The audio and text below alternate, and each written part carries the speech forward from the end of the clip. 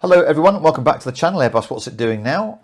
Today we're going to take a look at another episode in the Hudson flight, the US Airways flight 1549, or Cactus was the call sign, and this is volume 3. So it's been a while since we've done anything with this, with everything else that's going on, so it's a nice to return to it and to continue with the ongoing episode.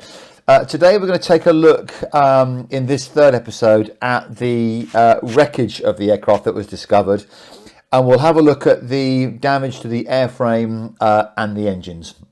There's lots on that. What I've done with this is I've kind of summarised a little bit because there's lots of stuff in here which isn't overly relevant, so I've tried to sort of keep it as sort of concise as possible. We'll also have a look at the safety equipment and the emergency exits, and we've also got some timeline there as to when they were opened after the flight data recorder recorded the impact, and it's quite surprising just how quick the actions were there. We'll have a look at the emergency evacuation and the use of those exits, and a little bit about passenger behaviour as well. I think this is really useful to understand actually what you can expect from passengers in the event of an emergency evacuation, not necessarily just landing on the water, but how passengers behave, which I think is quite useful. We'll have a look at the aircraft performance and the studies that were done in these simulators that try to replicate the events, and they looked at the control and then they looked at crews performing various elements of the incidents and reconstructing the incidents with and without a 30-second time delay, which I think was critical. We'll have a look at the aircraft performance, but we'll also have a look at human performance factors in that as well. That's when it comes onto the simulator side of things. And then we'll have a review of the dual engine failure checklist as it was at the time. I know things have changed slightly now because from the all engine failure, we've got the emergency landing all engine failure checklist now, which was a result of this incident and constructed as a result of this incident. So we'll have a look at what the crews were able to actually achieve, what they went through and what they were able to do as part of that checklist, and their reasons for going through it in the way that they did.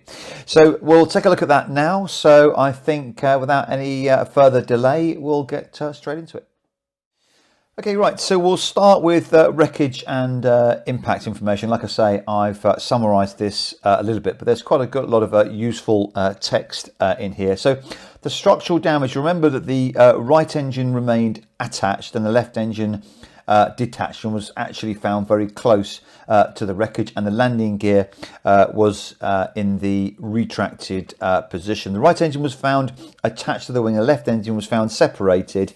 Detailed engine damage is discussed in another section. We've already covered quite a lot of that, but there is some summary in here as well. The horizontal and vertical stabilizers and portions of the movable control systems remained attached to the airplane. The nose and main gear remained attached to the airplane. The gear was found in the up-locked position.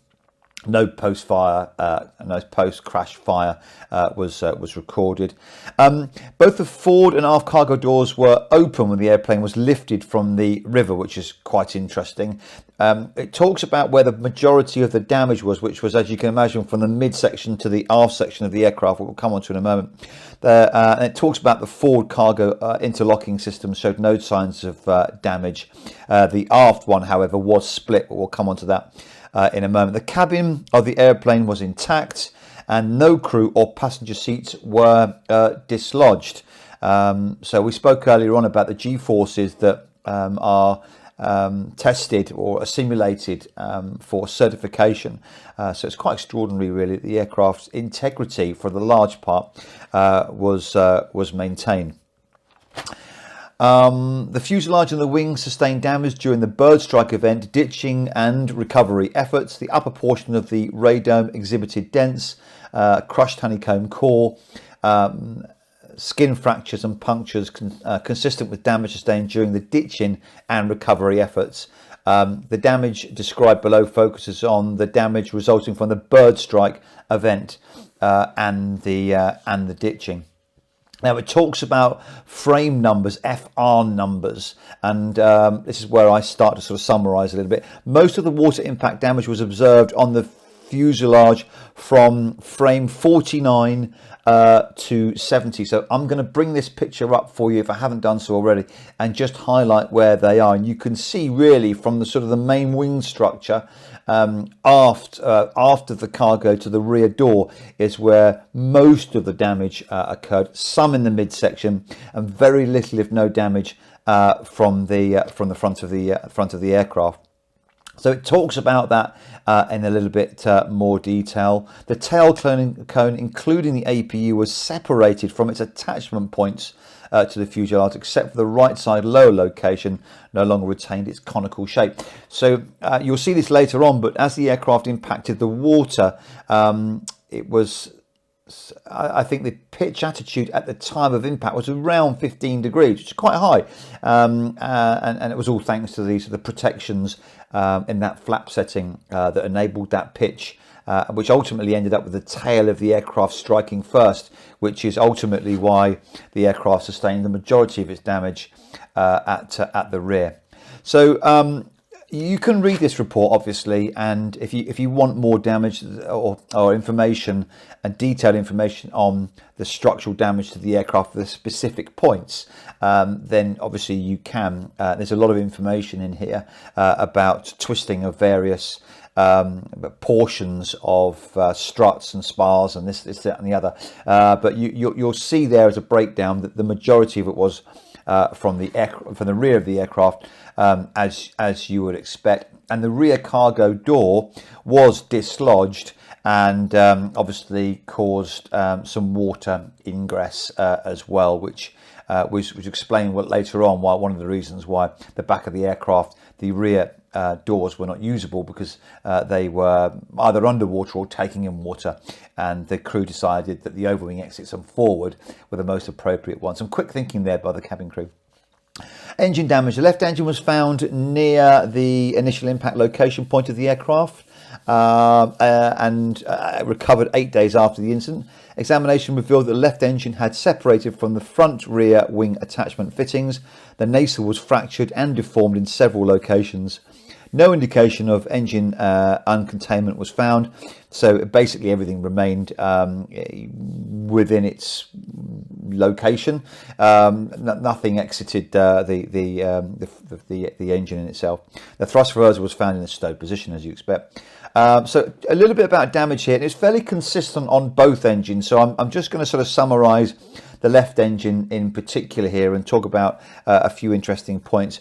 So the left engine lip was intact but exhibited crushing and had 8 to 9 inch dents consistent with soft body impact in the 4 o'clock position of the lip. Further dents around the cone segment, whilst it was largely intact. Dents about 3/16 of an inch was found in the location of the platform of blade number 18, where the spinner was removed. Organic tissue was found. All of the left engine blades were present and intact, but were bent aft about 1 to 3 inches in a predominantly skewed fan plane pattern, whatever that means. The interesting thing is you'd expect the blades to be bent in birds. We've seen that. And I remember these were Canadian geese that were big and heavy, male and female versions of that species. But detailed examination revealed that 2 separated IGVs, inlet guide vanes, were ingested into the engine core. And that was consistent actually on both engines. The left engine combustor case was intact as it was on both engines and appeared to be undamaged. But when disassembled, examination of the combustion dome revealed crushing of the forward dome section between 3 and 6:30 o'clock positions, consistent with soft body damage. So fan blades dented and twisted and bent, and a number of IGVs were ingested into the core of the engine, on both engines actually, and that's fairly consistent. The damage was in slightly different positions and the number of blades was slightly different, but all combined bending, twisting away from the rotation of the aeroplane, or rotation of the engine. Both had IGVs ingested into the core. Basically, what happens to the bird then, with the pieces of the bird that get into the engine that aren't centrifugally sent around the outside of the engine end up into the engine core. The IGVs then become separated as the sheer impact force of the organic material, the body of the bird, goes through.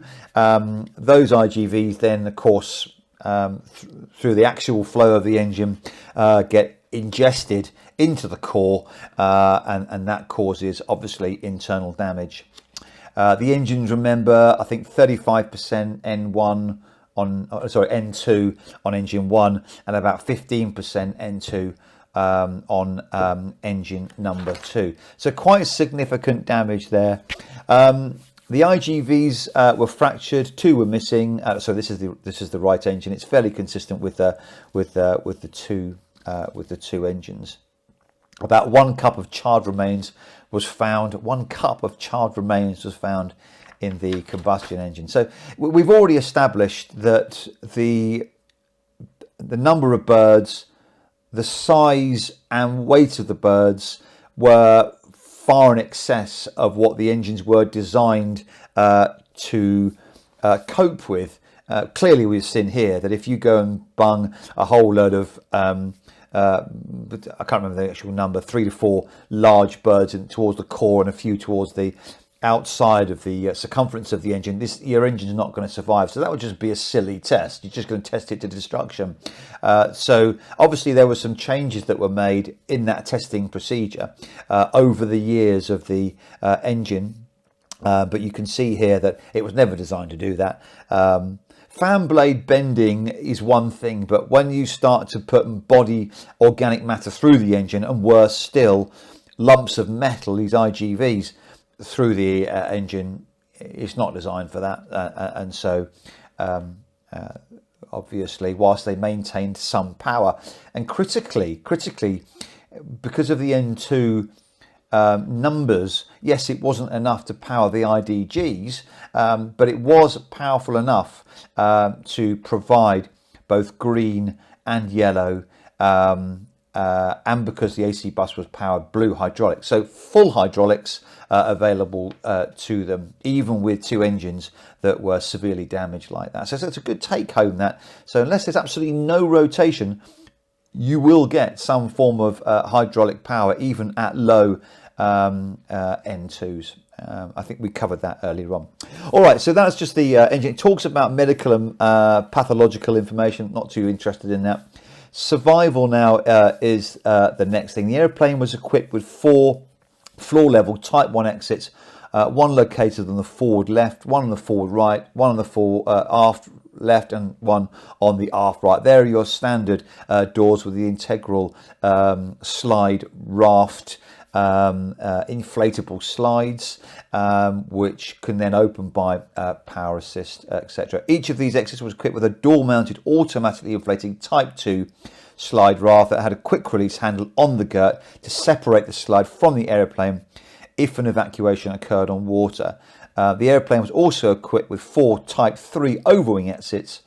Each overwing exit pair was equipped with an automatically inflating off-wing Type 4 exit slide ramp. We're familiar with that. We've seen those on our occurrence. Off-wing ramp slides were contained in external compartments behind each wing and automatically deployed and inflated. You can see those panels underneath the overwing exits. That's where the slide actually deploys from.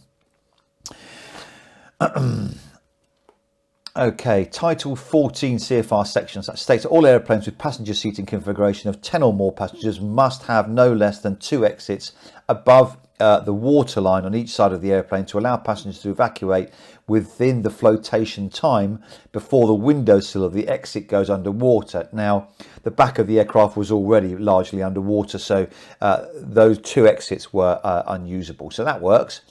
In May the 17th, 1988, the certification report indicated that, assuming the certification parameters, the lowest points of the aft passenger exits on a 320 would remain above the waterline for 7 minutes and 15 seconds.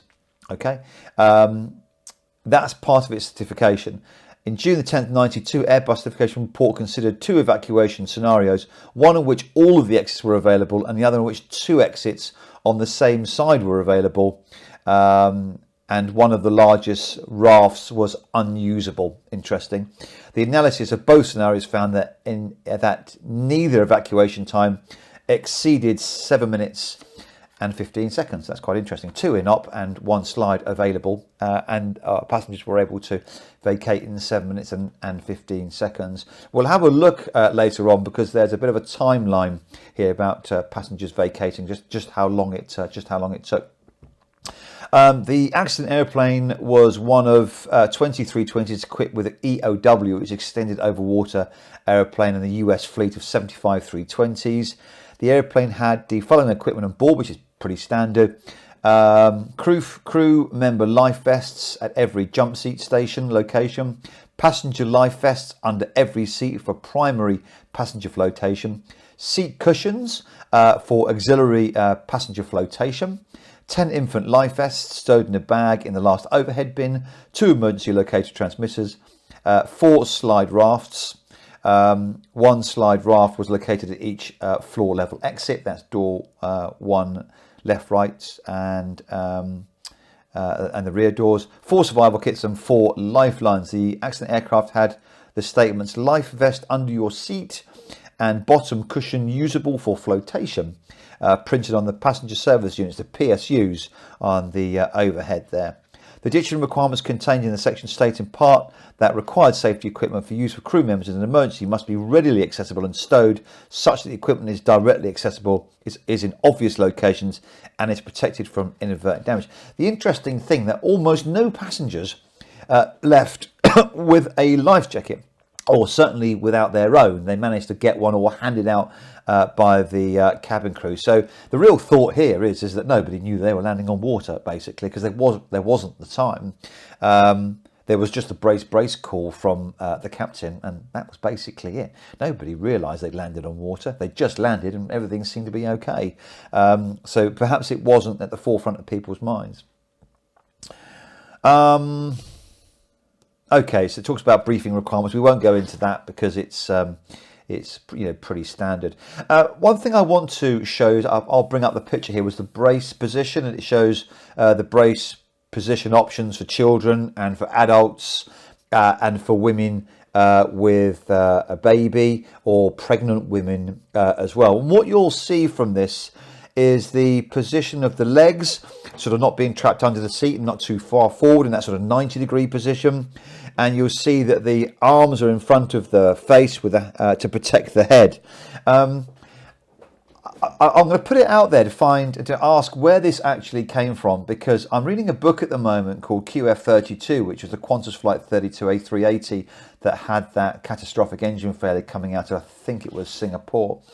And one of the things that the author remembers was when he had the brace position that saved a colleague of his in an accident just after takeoff, with the aircraft, which was a fighter aircraft of some sort, took off and immediately suffered catastrophic engine failure, and then ended up sort of ploughing through a forest.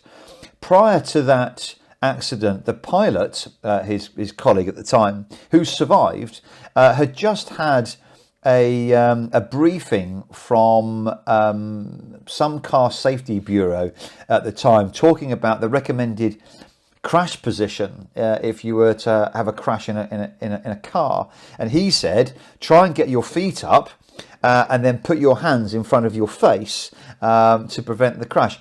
And it was the last thing that pilot remembered. So when he realised that he was now just becoming a passenger in this missile going into a forest, he put his feet on the rudder pedals, put his arms in front of his face, and put his head on the coaming, and he survived the accident. Not much of the aircraft survived, but the cockpit and him were fine. So I just wonder if this crash position was derived from vehicle safety and road safety, and it's just been adapted into aircraft and aviation. It would make sense, because you're talking about linear G deceleration, and usually you'll be going forward. So this sort of brace position does make sense.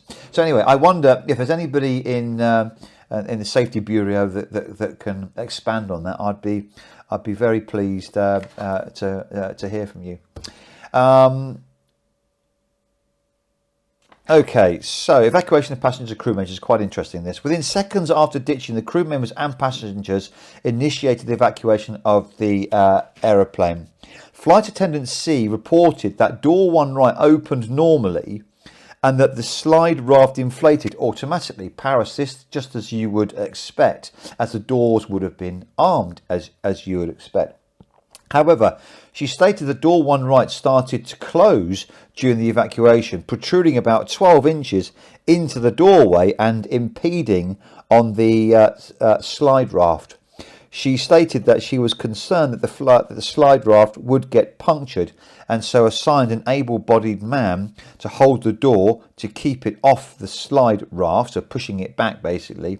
She stated that he held the door whilst the occupants evacuated under his arm. A report, no difficulties opening door 1 left or getting it to lock against the fuselage. However, she reported that the slide raft did not inflate automatically when she opened the door. She stated that she pulled a manual inflation handle and the slide inflated. Well done, that cabin crew. Well, both of them, in fact. It's interesting, isn't it? Because when you open the door automatically in an evacuation, you just pull the lever up and the power assist will throw the door open, and then you obviously let go of it. And what it should do is go into the gust lock position. And bearing in mind that the nose of the attitude is slightly inclined here because it's in the water and the tail is sinking or beneath the waterline, it should have kept it open. I just wonder if it just sort of bounced back outside of the gust lock, and that's what caused that to happen. So it's just something to think about if this ever happened to you, and the crew or you ever had to open a door, that may happen. And door 1 left did open normally, did hit the gust lock, did remain open, but the slide didn't inflate. So we just have to expect the unexpected, don't we? Not all things are going to go as we expect. You know, we have to be prepared, don't we, for pretty much everything. According to flight attendant B, after the impact, she went initially into the aft galley and assessed the conditions outside door 2 lift, which at the time she realised the airplane was then, which she realised it was in the water. Door 2 left was cracked open, but it's unclear by whom. Probably, I doubt that would be impact to be cracked open, because there's a lot of mechanisms there holding it closed, and you would have expected some major damage if that were the case. But anyway, it's cracked open, but unclear by whom. Subsequently, both attendants B and some of the passengers began redirecting passengers forward. So basically, the aft doors are not accessible. Flight attendant B stated that she began improvising commands and told young able-bodied passengers to climb over the seats to get people away from the water. So lots of people at the back of the aircraft. It's underwater at this point, or partially submerged. The doors aren't available, so it's now just a case of getting people forward, and any young, fit, athletic people can now just, although the instruction was to sort of climb over the seats. That's not normal practice, but I think in the circumstances at the time, acceptable. According to the flight attendants A and C, some of the passengers were bottlenecked at the overwing exits. Therefore, the flight attendants called them forward. As a result, some of the mid and aft located passengers exited from the forward doors. Flight attendant B also exited from door 1 right, which time she realised that her leg was injured. According to the flight attendants, the evacuation was relatively orderly and timely. The aircraft's completely intact, really, to a large part.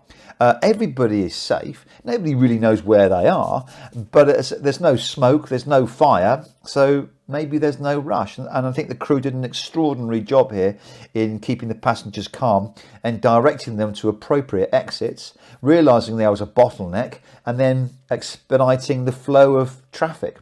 I thought that was excellent. Our cabin crew, you know, are quite remarkable people, having to deal with a couple of hundred stressed out people and managing them so effectively. And I think that was a large part of the success of this incident, as well as what the pilots did, obviously, in handling the event. We mustn't forget the guys and girls in the back who do a marvellous job. So any cabin crew out there, or if you are related to any cabin crew, big thumbs up, spot on job here. The captain and the first officer assisted the flight attendants with the evacuation of the airplane. The captain stated in the interviews that he and the first officer noted that a number of passengers had evacuated the airplane without life vests. Well, I don't think they knew that they were on water until they got out. Therefore, they obtained some life vests from under the passenger seats in the cabin and passed them out to the passengers outside the airplane. He further stated that following the evacuation, he and the first officer inspected the cabin to ensure that no more passengers or crew were on board. Subsequently, the captain and first officer exited the plane onto one left slide. Several videos showing the airplane's water impacts and the passengers' subsequent evacuation and rescues were examined during the investigation. This is quite interesting. The cameras contained time-stamped recordings. However, because the times were neither accurate nor identical, time estimations were used. By using the time of the initial impact at 15:30:43, recorded on the FDR, the common events in the videos, the NTSB determined the following occurred. And this happened pretty quick. At 15:30:58, that's what, 15 seconds, the left overwing exit opens and the first passenger exits. That's 15 seconds after the impact. 23 seconds later, so that's the left overwing exit was open. 23 seconds, door one left opened. 28 seconds later, door one right opened. 33 seconds later, the one right slide deployed. One passenger jumped into the water from door one left until the slide was actually deployed. One left slide raft began to inflate some 43 seconds later. And then sometime later, minutes later, the first vessel arrived on scene. So 43 seconds after the impact, door one left, one right were open and the slides inflated. One Muppet decided to jump out without waiting. The overwing exits had already been opened by passengers and all that was achieved. So exits were open, passengers were starting to disembark, overwing exits were opened 43 seconds after impact. I think that's pretty exceptional, really.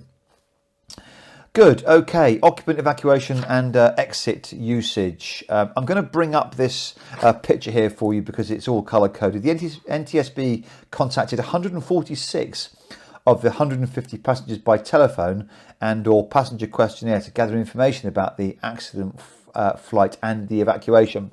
The passenger information and information gathered during the post-accident interviews with the flight and cabin crew were used to determine which exits were used by each occupant during the evacuation. Figure 9 shows that evacuation. It's a bit difficult, this one, because some passengers actually came back in, not too sure whether they were grabbing their belongings or whether they were grabbing life jackets or not. So it's not massively accurate. When you have a look at other incidents, actually, it's interesting that passengers don't always exit their nearest exit. And when you listen to the safety briefing, the safety announcement, it says, your nearest exit may be behind you. But what usually happens is passenger behaviour is that they exit the door that they came in. That's the way they remember. They came in, they turned right, and they sat down. They'll come out, they'll turn left, and they'll get out. So I think that's quite interesting. So let me just run this by with you now. The information provided by passengers also indicated the following occurred during the evacuation. 25 passengers, that's 17%, reported watching most of the pre-flight safety demonstration, and an additional 19 passengers, that's 13%, reported watching some of the demonstration. I think that's a lot. I mean, I think that they were very attentive people. I've been on flights and I've looked around me and very few people are watching it at all. Most are reading something or watching something or looking after their children. They're just not paying attention. 12 passengers, that's 8%, reported reading. And incidentally, when I travel with my kids, I tell them to take their AirPods out, put whatever they're reading down, stop talking, and watch the crew. Because if it happens to us, I want them, and if I'm incapacitated, I want them to know how to get out the aircraft. Initially, they used to laugh at me, saying, "Why are we watching this?" Now they just do it.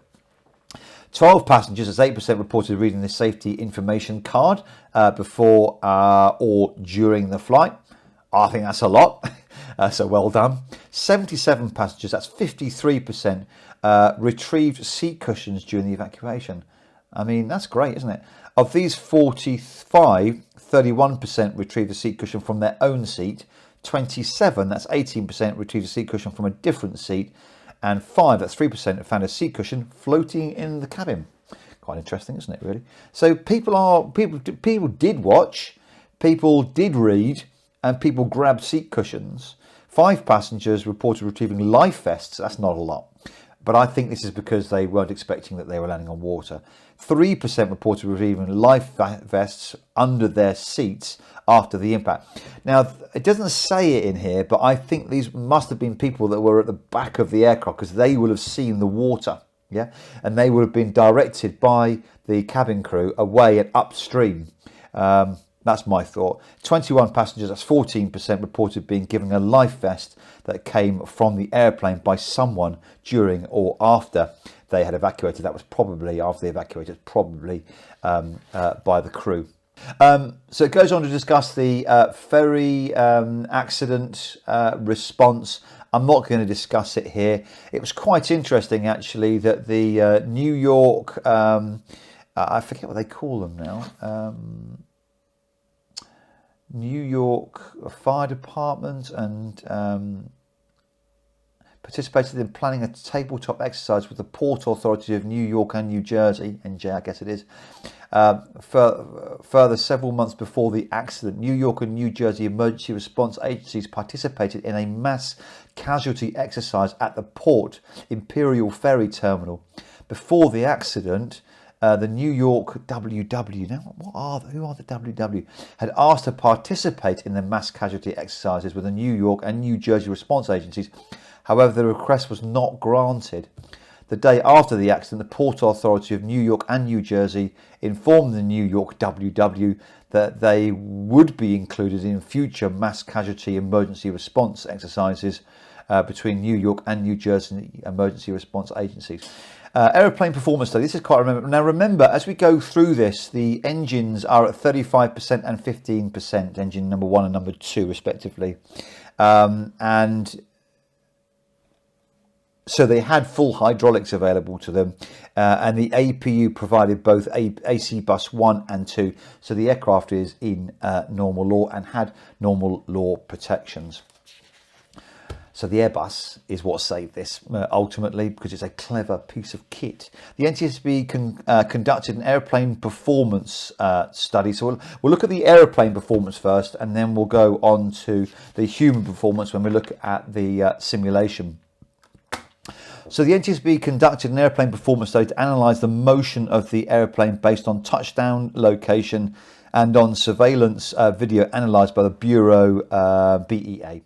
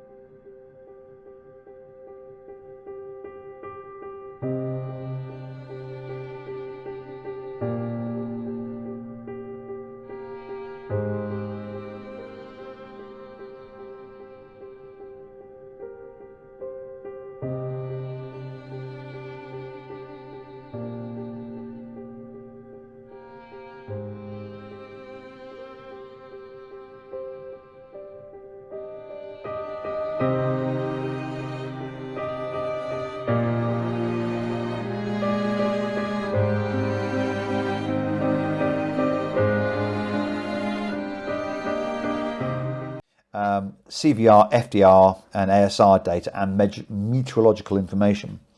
At 15:24:57, both thrust levers were advanced and subsequently both engines, N1 and N2 speeds, began accelerating in unison to full takeoff power. So we're going right the way from takeoff here to 85% N1. The speeds of both engines were similarly matched and stable during the takeoff and during the initial climb.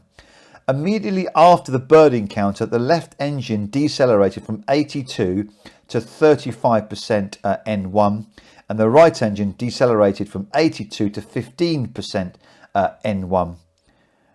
And the airspeed started to decrease. Subsequently, the aeroplane's altitude continued to increase while the airspeed decreased. Bit of a zoom climb. Until 15:27:30, when the airplane reached its highest altitude of 3,060 feet. That's very low, isn't it? And the airspeed of around 185 knots calibrated. The altitude then started to decrease as the airspeed started to increase, reaching 210 knots at 15:28:10, an altitude of around 1,650 feet. From 15:29 to 15:30, the airplane descended from 1,200 feet to 200 feet. So we're only talking about a minute here, particularly at that rate of descent. And the airspeed stabilised between 185 knots and 193 knots. At these speeds, the angle of attack ranged between 7 degrees and 9 degrees. At 15:29:49, the aeroplane was descending through 270 feet. The flap lever was moved to config 2 position. As the flaps deployed, the airplane descended to about 210 feet and then climbed briefly. Probably just that little bunt up there as you select flap 2, reaching around 360 feet before descending again. At config 2, remember, they had blue and they had green and they had yellow, so they had full slats and flaps available to them. At config 2, the alpha protection threshold value increased from 8 to 14.5, and the alpha maximum value increased from 11 to 17.5. That's the aeroplane's maximum allowable angle of attack in that config. Before flap 2 was selected, the green dot speed would have been around 223 knots, quite heavy. After flap 2 was selected, the green dot speed would have not been displayed to the pilot, obviously, and only the manoeuvring speed, F speed, we know that, would have been displayed, which would have been about 150 knots on the accident aircraft. 15:30:36, the airplane was at radio altitude of around 100 feet. The FDR recorded a progressive pull aft on the side stick, a momentary relaxation from 5 degrees to 3 degrees, returning to about 7 degrees about 1 second later. At 15:30:39, the airplane descended through 50 feet. The side stick moved aft more abruptly, reaching its aft limit of 16 degrees. 15:30:41, remaining there until touchdown at 15:30:43. The airplane descended below 50 feet. The alpha protection threshold value increased to 15.5 from 14.5. According to the FDR, the airplane touched down on the Hudson River at an airspeed of 125 knots calibrated, with a pitch of 9.5 and a roll rate of about 0.4 degrees, essentially level. Calculations indicated that the airplane ditched at a descent rate of 12.5 feet per second, a flight path angle of -3.4, and an angle of attack between 13 and 14 with a side slip of around 2 degrees. Interestingly, the flight path angle and ditching for certification is about, I think it tells us later on, it's about 1.5, I think. Anyway, we'll see how the test pilot achieve that later on. Okay, so that's the aeroplane performance study and how it is that the crew were able to maintain some flap, and how they were able to maintain some normal yaw, how they were able to maintain that pitch attitude to actually get the tail to land, and of course the option for flap 2, which we'll discuss later on in the human factors and performance side of things. So let's have a look at the Airbus simulator. I hope I've still got you here. If not, then go and have a break and then come back. We've still got a fair bit to go through. Okay, so let's have a look at the operational factors and human performance simulations. I'm going to read through this for you because it's quite important. From April the 14th, from April the 14th through 16th, 2009, the NTSB Operations and Human Performance Group, including members of Airbus, US Airways, US Airline Pilots Association and the BEA, conducted flight simulations at the Airbus Training Centre in Toulouse, France. So there you go. If you get involved in an incident, you're going to have a whole bunch of people that kind of want to cover their asses in these things. All right. So as you can see here, the NTSB Human Performance Group, members of the US Airways, US Airline Pilot Association, obviously that's the union there, they look after you, and the BEA conducting tests. The simulations were conducted using the A320 full motion pilot training simulator and a fixed space engineering simulator to determine whether the accident airplane could have glided to land at LaGuardia, or I think TEB was Teterboro. The fixed space simulator, I think from memory, might come on to it in a minute, was used for the water landing, and then the full motion to land at LaGuardia or Teterboro. Considering both an immediate return to LaGuardia and a return after a 35-second delay. That's the critical part. And that's the bit the pilot said, well, on the initial tests, yes, if you told a crew that, you know, what's going to happen, where the airports were, and told them to make an immediate return, you're going to have more success than the situation that they were in, where there has to be a period of time for the crew to understand what's just happened, okay? And they built in that 35-second delay. The simulations were also conducted to evaluate the operational procedures for ditching the airplane within the flight path and pitch angles assumed during the airplane's ditching and certification process, so they're obviously slightly different. The simulators were programmed to duplicate as closely as possible the conditions of the accident flight, including winds, temperature, altimeter setting, weight and balance. The profile was flown, duplicated as closely as possible to the accident profile, the airplane position, thrust setting, altitude at the beginning of turns, thrust reduction and cleanup altitude, speeds and altitude speed combination. They have all that on the FDRs, don't they?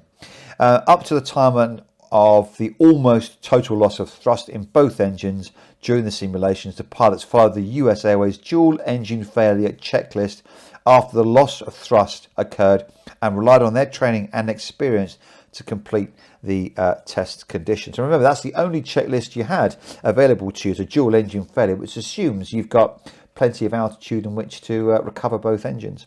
An observer documented observations and times and data from the engineering simulator were recorded electronically for later review and analysis. Now, interestingly, the pilots that were doing the tests were briefed, fully briefed on the manoeuvre before they attempted to perform it in the simulator. The following three flight scenarios were flown. One, normal landings on runway 4 at LaGuardia, so that's the control, starting from an altitude of 1,000 feet or 1,500 feet on the approach. Two, attempted landing at LaGuardia or Teterboro after the bird strike, starting both from 0 ground speed on takeoff from runway 4 at LaGuardia and from the pre-programmed point shortly before the bird strike. So one from takeoff and then return, and then one from the bird strike. And loss of thrust. And three, ditching on the Hudson River starting from 1,500 feet above the river at an airspeed of 200 knots. Okay, so the three types of scenarios there were looked at. During the first flight scenario, all of the pilots were able to achieve a successful landing in both simulators. Well, that's good, isn't it? Because they positioned them on the approach. I guess that's the control there to make sure that the pilots could at least land the airplane. The flight path angles at touchdown for these landings ranged from 0.8 to 1.3. Regarding the second flight scenario, 20 runs were performed in the engineering simulator from a pre-programmed point shortly after the loss of engine thrust, in which the pilots attempted to return to either 13 or 22 at LaGuardia or runway 19 at Teterboro. 5 of the 20 runs were discarded because of poor data or simulator malfunctions. Well, we never see them, do we? Of the 15 remaining runs, in 6, the pilot attempted to land on 22 at LaGuardia. In 7, the pilot attempted to land on runway 13 at LaGuardia. And in 2 of the attempts, the pilot attempted to land on runway 19 at Teterboro. In 8 of the 15 runs, that's 53%, the pilot successfully landed after making the immediate turn to an airport after the loss of engine thrust. Specifically, 2 of the 6 runs to land on runway 22 at LaGuardia, 5 of the 7 runs to land on runway 13 at LaGuardia, and 1 of the 2 runs to land on 19 at Teterboro immediately after the loss of engine thrust were successful. 1 run was made to return to an airport, runway 13 at LaGuardia, after a 35-second delay, and the landing was not successful. That is the critical point, isn't it, really, at the end of the day? That's the difference between telling a crew what to expect, what their options are, giving them the failure and telling them to get on with it, to the oh shit factor. Startle, I think it's more scientifically known as. Regarding the third flight scenario, of total of 14 runs were performed in an engineering simulator in which the pilots attempted to touch down on the water within a target flight path angle of 0.5 degrees, consistent with the structural ditching certification criteria. 2 of the 14 runs were disregarded because of poor data. Of the 12 remaining runs, 4 were attempted using config 2, 4 were attempted using config 3, and 4 were attempted using config 3 slats only. I'm not sure why they did slats only. I might think about that one. In 11 of the 12 runs, the touchdown flight path angle ranged between minus 1.5 and minus 3.6. The touchdown flight path angle achieved on the incident flight was 3.4. That's quite good, isn't it, really? This is crew knowing what they're going to do. 11 of the 12 runs, the touchdown flight path angle ranged between minus 1.5 and minus 3.6. None of them were at the certification attitude of minus 0.5. So the incident was at 3.4. Very, very close to the other crew. In one of these 12 runs, a 0.2 touchdown flight path angle was achieved by an Airbus test pilot who used a technique that involved approaching the water at high speed, levelling the airplane off a few feet above the runway with the help of the radio altimeter, and then bleeding off the airspeed in ground effect until the airplane settled into the water. Completely unrealistic, complete nonsense, and a complete waste of time. That's my view. I mean, who's going to do that? And they got 0.2. So a test pilot, knowing what's happening, using ground effect, managed to get 0.2, which was in the certification. So maybe some things have to change there, I think, and maybe they have. Okay, right, let's move on to operations, abnormal and emergency situation under operational guidance here, because here we have a look at the checklist that they had at the time, the prioritization between pilot flying and pilot monitoring. Good, okay. Right, let's just check and see how we're getting on with time here. I think we're okay. I'll try and keep this within the hour or so. Abnormal emergency situation. The airplane was equipped with an electronic centralized aircraft monitor, the ECAM as we commonly know it as, which represents data on the engine warning and systems display located in the cockpit. If the flight warning computer, FWC, detects an airplane system malfunction, the failure type and the flight crew actions to be taken are displayed on the ECAM displays in the cockpit.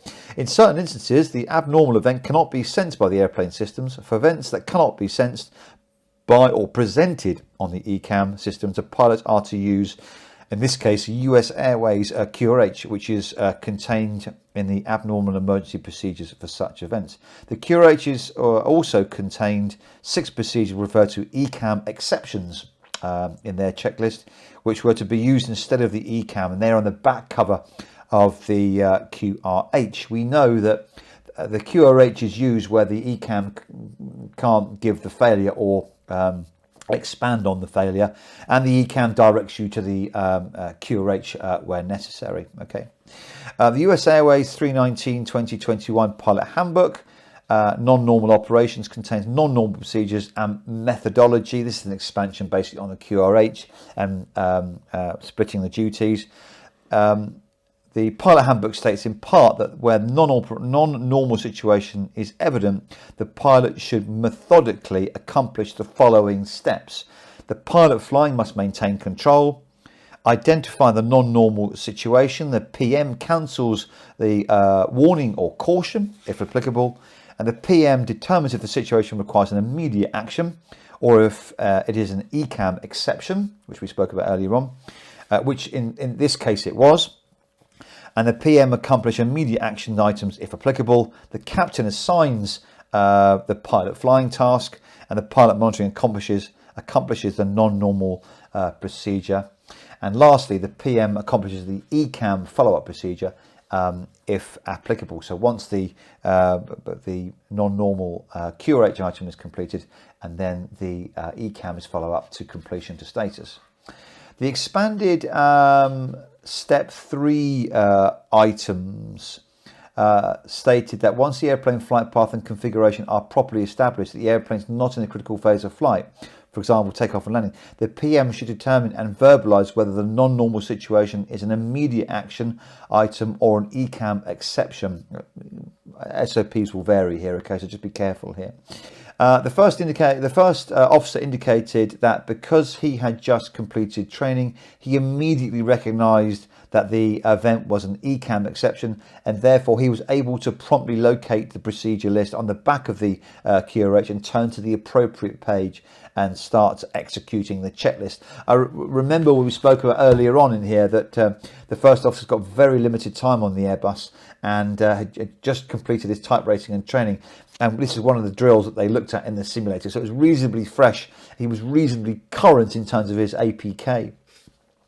The first officer, okay, so just remember here, guys, now we have the emergency landing all engine failure checklist. All we had at the time and all they had at the time was the QRH all engine failure. Okay, and actually even this procedure has been revised slightly. So I don't want you to take this as read, but we're going to go through it as they would have gone through it at the time. I'm losing light here, so I'm just going to, no, that won't work, will it?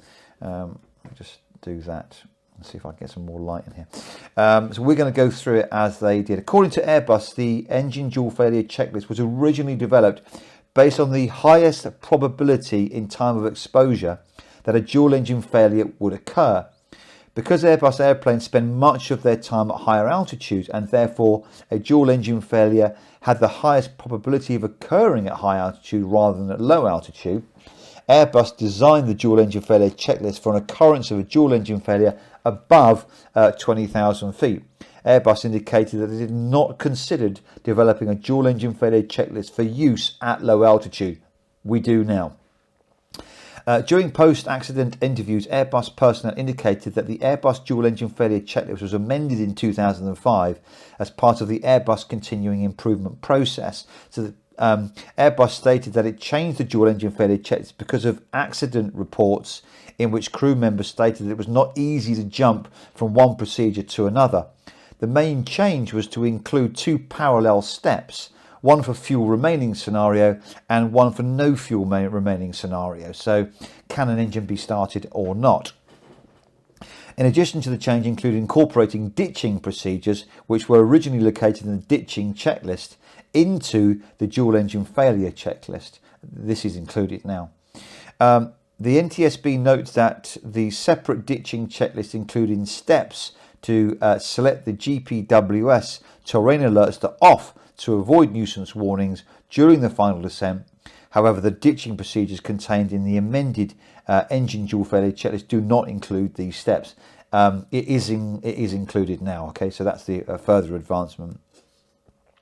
So the dual engine failure checklist included the following three parts. Part 1 required the flight crew to differentiate between no fuel remaining and fuel remaining condition, including the steps to actually attempt to restart the engines. Part 2 containing guidance for flight crew to follow if an engine restart was successful. Part 2 contained guidance for the flight crew to follow if an engine restart was successful or if an engine restart was not possible. And then part 3 contained guidance for the flight crew to allow if a forced landing or a ditching was anticipated. So a long checklist to have to go through there. During post-accident interviews, the pilots stated that because of the low altitude and limited time available, they were unable to initiate parts 2 and 3 of the engine dual failure checklist, which part 3 of course includes what to do in the event of a forced landing. So let's have a look at part 1 of the dual engine failure checklist then. Remember, this is what they had at the time, and if an engine relight can be attempted. So part 1, in response to part 1, the pilots followed the steps for a fuel remaining condition, which are outlined in part 1 below. I'm going to give you Annex C here. I'll bring it up on the left hand side so you can take a look at that as we go through it. Start engine ignition, confirm the thrust levers are idle, maintain optimal relight speed of 300 knots, determining a landing strategy, an appropriate place for forced landing or ditching. If emergency generator not in line, turn the emergency electrical power on, notify the ATC, FAC reset. If no relight after 30 seconds, confirm the master switches 1 and 2 are off. Wait 30 seconds. Engine masters 1 and 2 are on. Unassisted start attempts may be repeated until successful or until the APU bleed is available. If unsuccessful, verify the Q oxygen masks are on above 10,000 feet because you're not going to get the bleed. When below 250, start the APU. Wing anti-ice off to lower the bleed demand. When below 200, bleed on.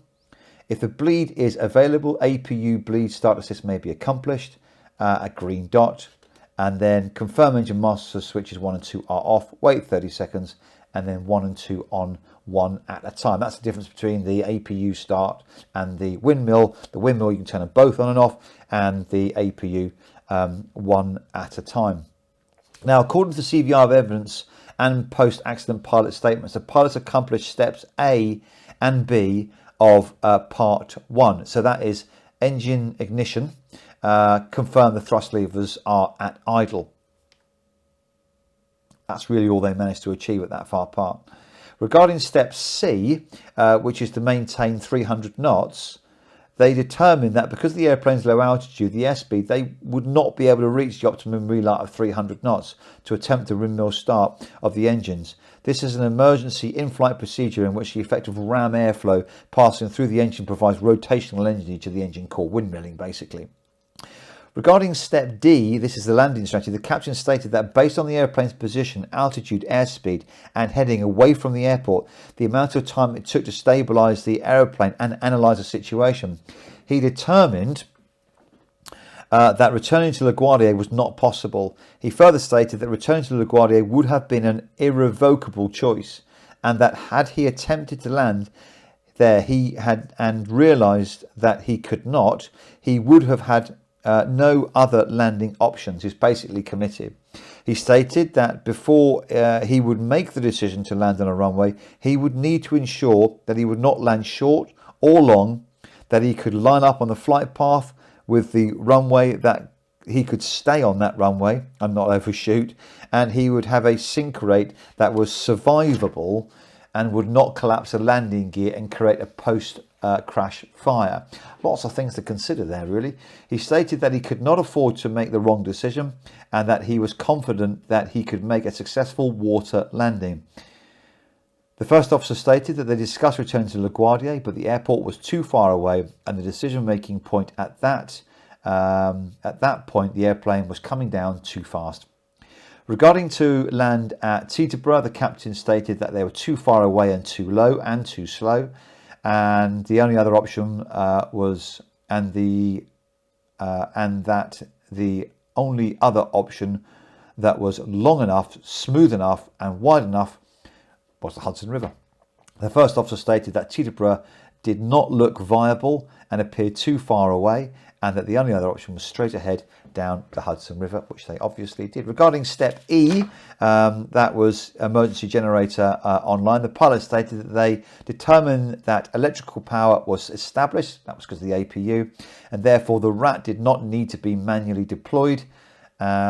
further immediately after the loss of the engine thrust, the captain started the APU. The pilots executed steps F and G, which are notifying the ATC and the fax. Regaining step H, confirming the master switches 1 and 2 were off. The first officer stated that because the left engine appeared to be operating at a reduced level, I think that was 35% N1, he initially selected only the right engine master switch to off. The first officer stated that he was not sure if he waited 30 seconds, can't blame him quite frankly, and as required by step H, therefore selecting the right engine master switch back to on. Again, of course, the thrust levers are idle here as well. It may be difficult to really establish whether this engine is actually performing correctly or not. The low N1s is what you're expecting to see. But obviously N1 on engine number 2 was much lower than engine number 1. So I guess that's what led him to go down that road. The first officer stated that at some point after attempting to relight the right engine and after determining that not much time remained before landing would be necessary, he selected the left engine master to off. And after a short delay, he selected the left engine master back on to initiate the restart of that engine. According to the pilots, they were unable to continue beyond step India of the procedure because of the short time left before the landing. Now, just a reminder here, guys, the purpose of selecting the master switch to off was to reset the FADEC controls. The purpose of waiting 30 seconds before selecting the master switch back to on was to ventilate the engine combustion chamber before attempting a restart. Interesting, the engine master switch position is not recorded by the FDR. However, the engine master switch position was derived directly by noting the position of the high pressure fuel valve. Remember, there's a low pressure and the high pressure fuel valve. Its position commanded or gave indication as to where that master switch was. The FDR indicated that both thrust levers were set to the idle position at 15:28.01, about 50 seconds after the bird encounter. N1 and N2 speeds for the left and right engine decreased while the speeds for the right engine did not respond. About 30 seconds later, the right engine master switch was moved to the off position, as the FO said. According to the Airbus FCOM, for an automatic start sequence, when the engine master is switched in the off position and the throttle is set to idle, the fuel valve will only open when the N2 speed is more than 15%. So they were just at that cut-off, weren't they, when in flight. That's an interesting one. I didn't remember or didn't know actually. One to put for the memory bank. When the first officer attempted to move the right engine master switch to the on position, the N2 speed was less than 15%. At 15:29.27, the left engine master was switched off position, at which time the N2 was about 83%. When the engine master switch was moved to the on position about 10 seconds later, at which time the N2 speed was about 39%. So that engine was actually moving quite well between sort of 80 and 30% N1. The N2 speed went down to about 39% from about 83%. So there's quite a big change there. So engine 1 was obviously healthier than engine number 2, and by switching the engine master back on, because the N2 was less than 15%, it wasn't going to allow fuel into the engine anyway. Just a quick correction here. When I was talking about the N1s and N2s, whether or not you're going to get hydraulic pressure, I don't want to confuse you there, because there's references to N1s and N2. The point to take home is that relatively low engine RPM, you'll get hydraulics, but you need much higher engine RPM in order to get your electrics. Parts 2 and 3 of the dual engine failure. As noted, the pilots were not able to initiate part 2 and part 3 of the dual engine failure checklist due to time. These parts contained airspeed and configuration guidance of pilots to follow when an engine restart is considered impossible and ditching is anticipated. They didn't get anywhere near it. The checklist stated that when the engine restart was considered impossible, the optimum speed to which to fly was green dot. It noted that at green dot speed, the airplane can fly up to about 2.5 miles per 1,000 feet with no wind and an average descent rate of around 1,600 feet per minute.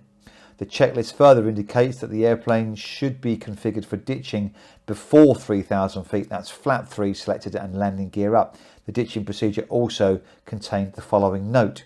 In case of strong crosswind, ditch facing into wind. In the absence of a strong crosswind, ditch parallel to the swell, touchdown with approximately 11 degrees of pitch and minimum vertical speed. Well, they're not going to land across the Hudson, are they? They're going to use that as a long runway.